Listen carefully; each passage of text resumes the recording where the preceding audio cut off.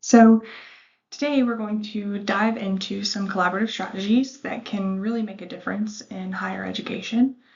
I'll be walking you through two examples.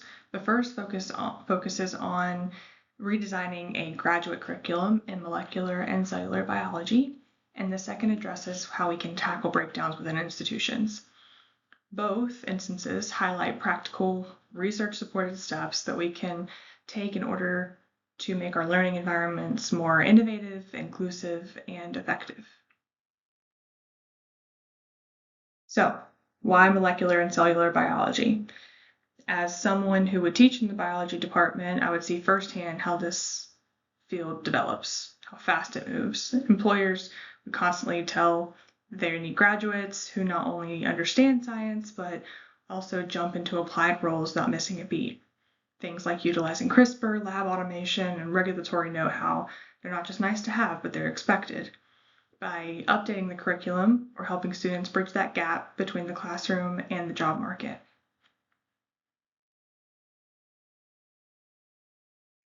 So we're not just talking about a tweak, we're talking about a thoughtful, data-driven overhaul. Employers want grads who can collaborate, think on their feet, and solve real-world problems. And our accrediting bodies are asking similar things. We're building in opportunities for students to grow beyond content knowledge and to develop into professionals ready for diverse roles in biotech, public health, and beyond.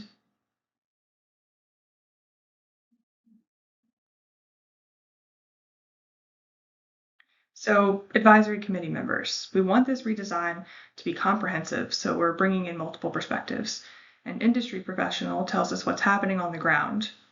Alumni share what worked and what didn't after graduation, and a curriculum expert ensures that all our great ideas translate into effective learning. Together, they form a well-balanced team to guide this process. And each of these voices adds something important. The industry rep keeps us grounded in reality, lets us know what the needs of the businesses are. Alumni offers the what I wish I knew perspective that's very valuable for current students. And the curriculum specialist keeps us honest, making sure we're not just changing content, but actually improving how we teach and assess learning outcomes.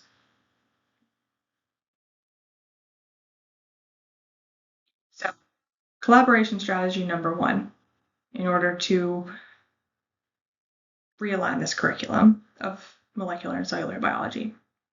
We've all been in those meetings that go off the rails.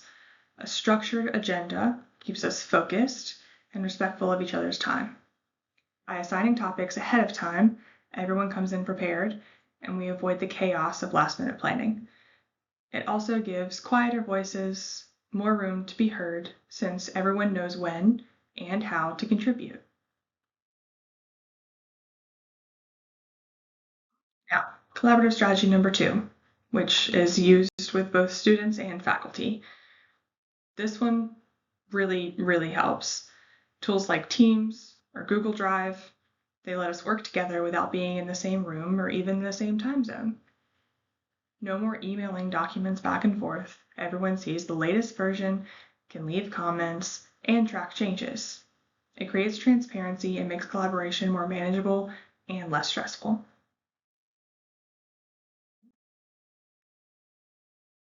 Now, let's pivot to the second example. Something many of us have experienced. We have faculty members that are expressing frustration over inconsistent communication regarding schedule changes and policies. This lack of clear and efficient communication strategy often leaves faculty unprepared for classroom adjustments or administrative decisions. So the university needs to address these communication gaps to improve faculty satisfaction and operational efficiency. So picture this: class starts Monday, you find out about a schedule change or policy change Friday night if you're lucky, and it's frustrating and it undermines faculty morale and course quality. So we need to fix how we communicate. The problem boils down to this: our communication is reactive and scattered. So the goal is threefold: make it centralized, consistent, and inclusive. We need one place faculty know to check for regular updates that aren't last minute, and ways for us to speak up when something isn't working.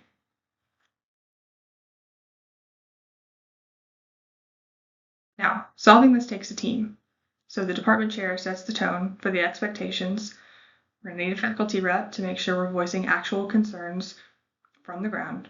And the IT or communications officer ensures that the platform runs smoothly and is user-friendly.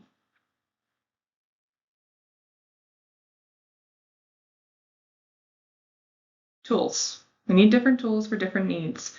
Real-time platform like Teams or Slack are great for quick messages and questions. The weekly digest, or as one of my previous schools used, a newsletter, a virtual newsletter. These help cut through the noise and keeps everyone on the same page.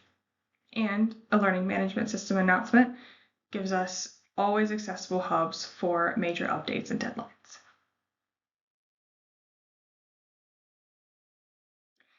Technology helps, but we also need regular human touch points. Monthly briefings create rhythm and routine. These really shouldn't last longer than about 45 minutes. Town halls open space for deeper conversation and problem solving, and feedback forms, or surveys, ensure everyone has a voice, even those who can't attend live. It's about building a culture where communication is continuous and shared. And last but not least, we measure what matters. We'll track how people are engaged, both quantitatively and qualitatively. So are emails being read, are meetings being attended? What's the tone of faculty feedback? We use this data to adjust and improve, creating a feedback loop that supports continuous growth.